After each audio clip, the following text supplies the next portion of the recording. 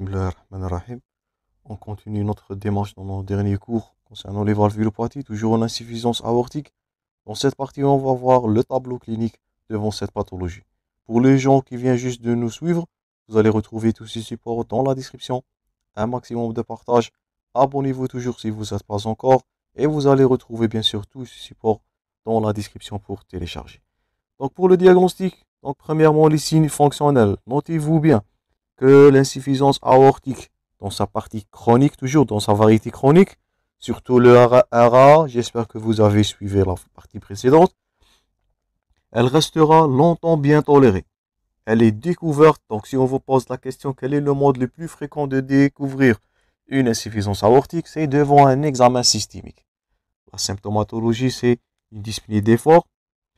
Premièrement, cette dyspnée va être légère. On avait dit qu'il s'agit d'une insuffisance coronaire.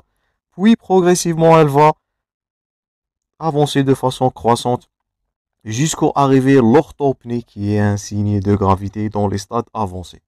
Parfois, cette dernière, elle est révélée par un OAP, un œdème aigu du poumon. Donc, tout ça, ce sont des signes. Donc, toute insuffisance aortique qui est en train d'être symptomatique, malheureusement, comme le RAO, comme le rétrécissement aortique, c'est parmi les signes de gravité. Encore au repos, encore à l'effort, palpitation, l'hypothymie, si le patient est en train de développer tous ces signes fonctionnels. Malheureusement, s'il s'agit d'une insuffisance aortique, cette dernière, elle est à un stade avancé. Et s'il s'agit d'un rhumatisme articulaire aigu au tableau clinique, il s'agit des dégâts, malheureusement, des rétractions et des retentissements, comme on a vu en amont et en aval. Donc, l'examen physique, deuxièmement. Qu'est-ce que vous allez rechercher dans votre examen clinique? Donc, un choc de pointe donc, qui est dévié, donc étalé à la base et à gauche en dôme de barre. Donc, c'est en faveur, si vous avez ce terme-là dans un contexte clinique, un choc de pointe étalé en bas et à gauche en dôme de barre. Donc là, il s'agit quoi? Il s'agit d'un souffle de régurgitation aortique. Et faites attention, c'est une insuffisance. Un frémissement diastolique, donc je répète, à la palpation, on sent les frémissements et c'est à l'auscultation qu'on va noter les bruits et les souffles. Donc je répète, palpitation, puis à palpation, on va sentir les vibrations qui témoignent de ce souffle. Dans ce dernier cas, c'est des frémissements, je répète, diastoliques. Je vous invite à prendre en note toujours. Ou bien un choc de pointe étalé en bas et à gauche en dôme de barre.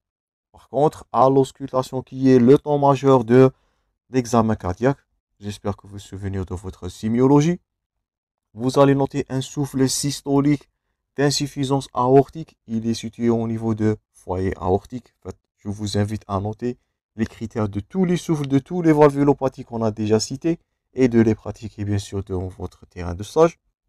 Donc, au foyer aortique, vous allez noter premièrement un souffle qui est diastolique. Notez-vous bien tous ces terminologies. Il va prédominer le long du bord gauche du sternum. Aussi, il est dit le foyer d'herbe, ce qui est illustré à gauche dans l'illustration, donc par le point gauche.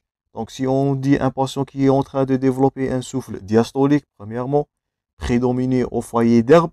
Le foyer d'herbe, c'est le bord gauche du sternum. Ce dernier, il va irradier vers la pointe de l'axe xiphoïde. Il est maximum quand au proto-diastolique. Le timbre là, c'est pas rude râpeux, je répète. Les timbres de rétrécissement sont rudes et râpeux. Par contre, les timbres de régurgitation, des insuffisances sont des timbres doux, aspiratifs.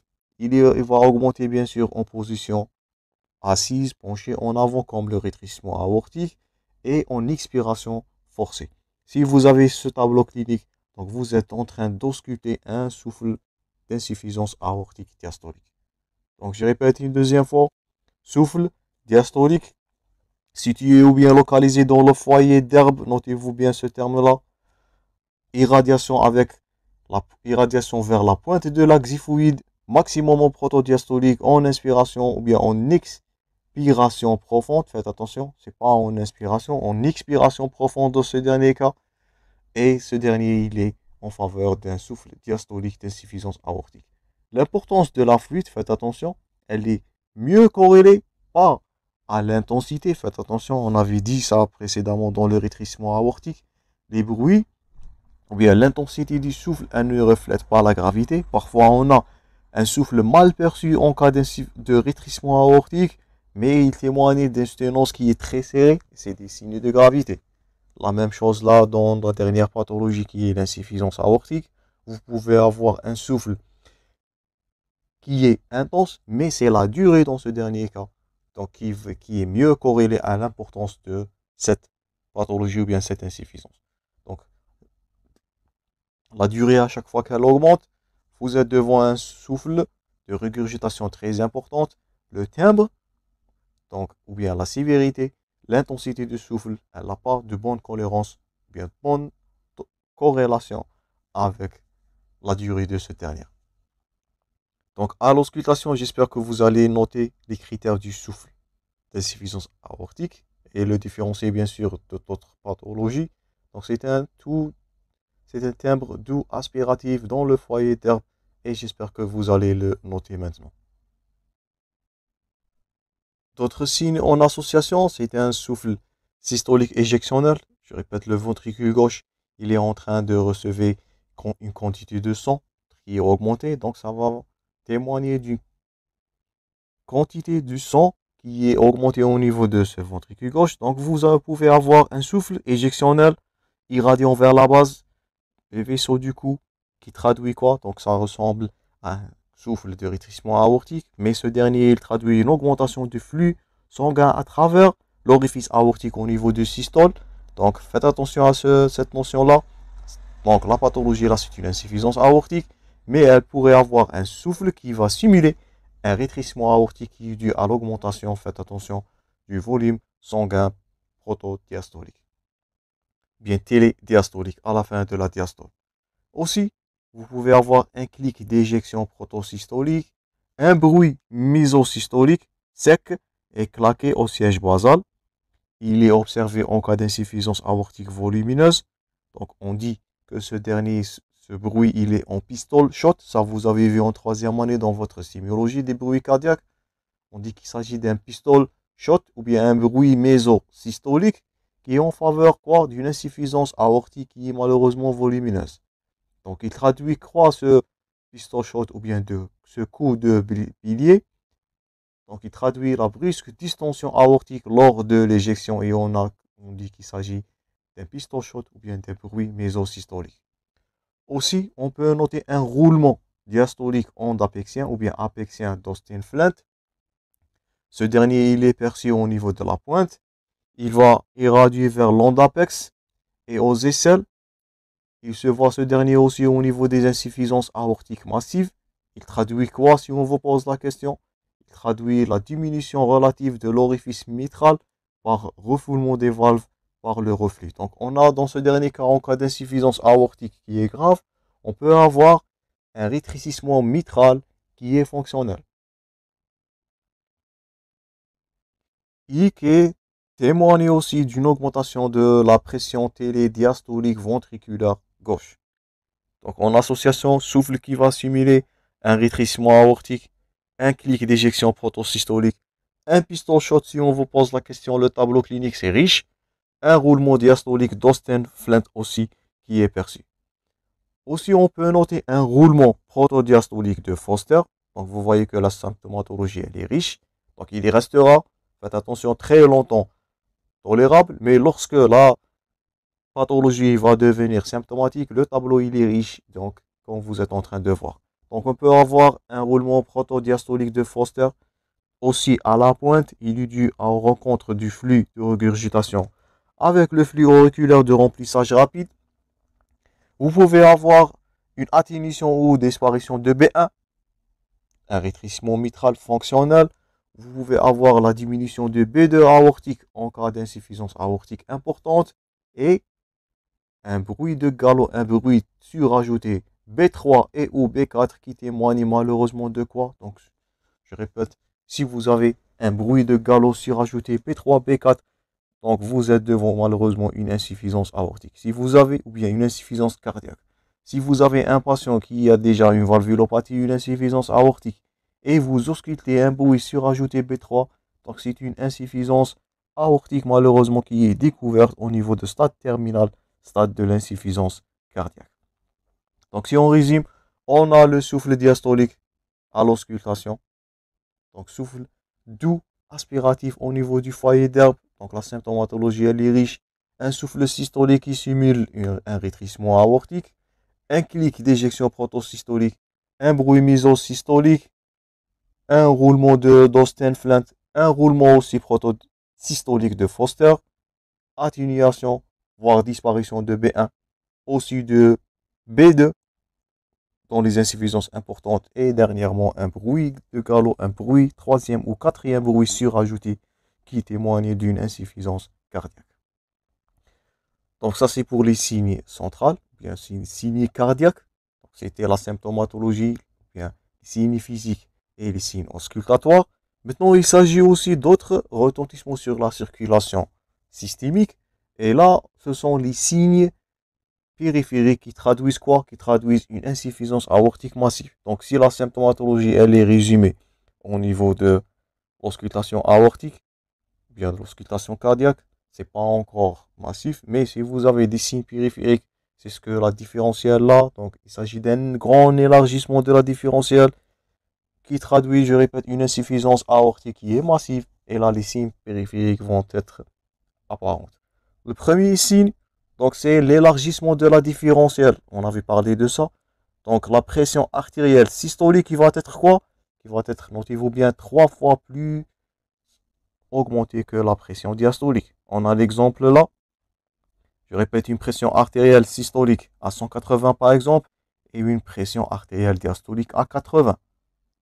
Ou bien par contre, une pression artérielle diastolique qui est inférieure à 50 mm/mercure, et ça va témoigner malheureusement d'une insuffisance coronarienne. Faites attention, signe alarmant, une pression artérielle diastolique inférieure à 50 à 40 mm/mercure, c'est parmi les signes alarmants d'une hypotension sévère. Donc premièrement, élargissement de la différentielle, c'est caractéristique de l'insuffisance aortique. L'hyperpulsatilité artérielle, ou bien la danse des artères, la voilà à droite dans l'illustration. Donc là, ce sont les dancing carotides, ou bien les carotides qui sont en train de danser. Donc au niveau de la tête et le cou, donc ils vont animer un secousse rythmique synchronisé par des battements artériels. On dit qu'il s'agit de ce que vous êtes en train de voir à droite là, la danse des carotides, ou bien le signe de Musset. Donc on dit qu'il s'agit de danse des carotides, ou bien on dit qu'il s'agit de signe de Musset premièrement. Au niveau des membres inférieurs, vous allez noter un soulèvement systolique de la jambe, du pied lorsque le patient croise les jambes l'un sur l'autre. On dit qu'il s'agit d'un signe de vario. Donc c'est l'hyperpulsatilité des troncs artériels des membres inférieurs, soit carotide, soit fémoral, soit poplité. Donc si le patient il va croiser les jambes l'une sur l'autre, il va avoir la pulsatilité ou bien le soulèvement de la jambe systolique si le patient va croiser ses jambes. Troisièmement, au niveau de l'œil aussi, qui témoigne, je répète, d'une insuffisance aortique massive. Donc c'est l'altération, ou bien l'alternance entre myosis et mydriase. Donc on dit qu'il s'agit d'un lupus pupulaire de Landolfi. Donc un signe de Musset, un signe de Vario, un signe de Landolfi. Et pour les poux périphériques, donc ils vont être amples, bondissantes. On dit qu'il s'agit de poux de Corrigan. Je vous invite à noter tous ces nomenclatures. Vous êtes censé de garder par cœur les signes ou bien la symptomatologie devant l'insuffisance aortique afin de la distinguer d'autres pathologies.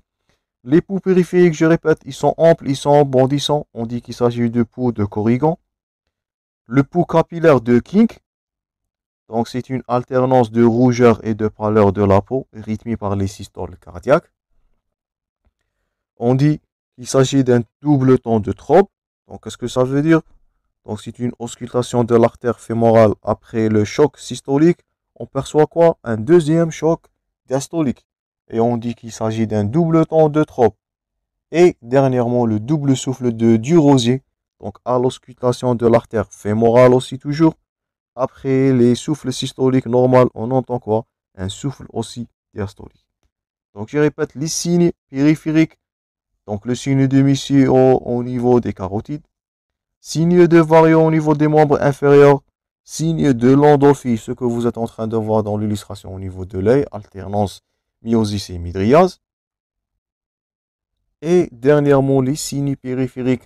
Donc, notez-vous bien l'élargissement de la différentielle artérielle, 3 fois la pression systolique plus grande que la pression diastolique.